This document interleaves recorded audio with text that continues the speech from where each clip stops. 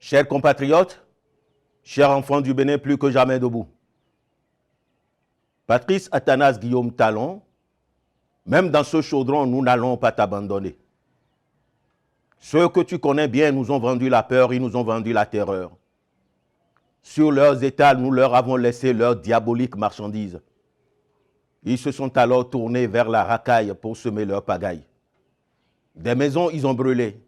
Des biens, ils ont détruit. Des vies, ils en ont sacrifié. Le tout sur l'autel de leurs intérêts égoïstes. Sur nous qui faisons de la liberté d'expression un principe sacro-saint de notre démocratie, des menaces de mort sont toujours proférées. Je ne poursuis pas la liste des démoniaques actes posés, puisque mon but n'est pas de remuer le couteau dans la plaie encore fraîche et béante. Chers compatriotes, chers enfants du Bénin plus que jamais debout, je voudrais partager avec vous ma désespérance des douloureux événements que nous avons vécus ces jours-ci. Des événements qui nous ont ouvert les yeux sur de bien tristes évidences. Les relents régionalistes et ethniques qu'on croyait être tombés en désuétude ont refait surface avec une extrême virulence. En l'espace de quelques heures, le mal a failli terrasser le bien sur la terre à nous léguée par nos ancêtres.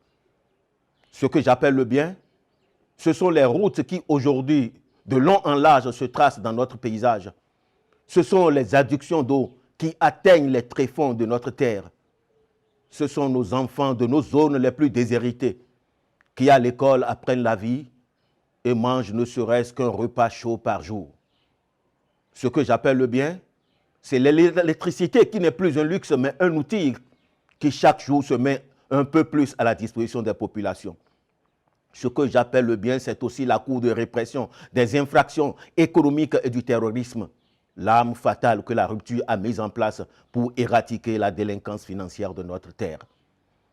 Et ces aspects et bien d'autres, plus que tangibles dans la vie béninoise d'aujourd'hui, ne sont nullement du goût des pilleurs qui hier avaient été aux commandes du pays. Pour ne pas laisser ce bien suivre son cours et devenir un océan sur lequel surferait notre développement, le plus grand des dévaliseurs de l'économie nationale se mua en chef bandit, le big boss des terroristes de tout le pays.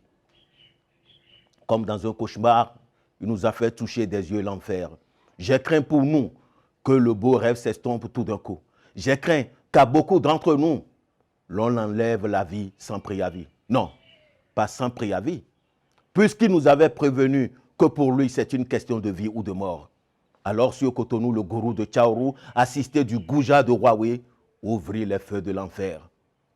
Nous avons alors vu la cour des miracles de Kadiaoum prendre service. Des cocktails Molotov se préparent et se balancent. De prétendus biens de Talon partent en fumée. Des édifices publics et privés sont attaqués et mis à sac. Une fumée noire annonciatrice de grands malheurs s'épaissit dans le ciel. Est-ce déjà l'Apocalypse dont nous parlent les Écritures saintes? Que n'avons-nous entendu dire? Que l'armée n'a aucune sympathie pour Talon, car de son avènement à ce jour, il n'a nommé aucun général. Que Talon ne distribue pas de l'argent, comme le mauvais samaritain qui l'a précédé. Toutes choses qui constituent des affronts dont le châtiment était tout simple. Chasser Talon du pouvoir. Il faut le chasser pour que Léadi, l'enfant prodigue, revienne au bercail. Il faut le chasser, déstabiliser le pays pour que Valentin, Sébastien, Commis et tous les autres qui volontairement ont pris la clé de l'exil pour ne pas répondre à la justice reviennent au pays comme des héros d'une épopée finie dans le sang de leurs frères et sœurs et dans la démolition des institutions républicaines. Voyez-vous quelle néolithisation de notre pays ces braqueurs de bien-être veulent faire? Pour nourrir leur imaginaire, l'on leur laissa un temps, une nuit, un lever du soleil, puis nos vaillantes forces de l'ordre entrèrent en scène. Pour elles, ce n'est pas une question de vie ou de mort, mais une question de vie ou de vie. En un clin d'œil, elles enlevèrent le feu des mains des incendiaires. Elles brisèrent le rêve des faiseurs de coups d'État, délivrèrent le pays des mains des nains de la politique béninoise. Et depuis, je ne les entends plus. Ont-ils appris que des leurs ont perdu la main et à ce qu'il paraît qu'il y en a eu d'autres qui ont perdu la vie? La prochaine fois où ils parleront au peuple sera toujours en sauveur ou en buveurs qui sablent du champagne quand le sang des innocents se verse au front qu'ils ont créé? Gourou de Tchaourou, Gouja de Huawei, baron de Djonké. Pourquoi à présent avez-vous honte de la cour des miracles que vous avez installée à Kadiaoum? Non, ne vous en faites pas. Nous, au nom de la paix, nous vous reconnaissons toujours comme enfants de ce pays et vous incitons à dépasser vos alliances de malfaiteurs pour vous unir en un puissant bloc qui conquiert le pouvoir par les idées, les actions et non par la violence.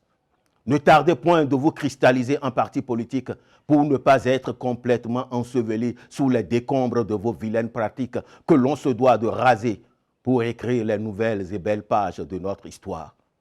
C'est moi, Yans Yetchenou, qui vous le conseille.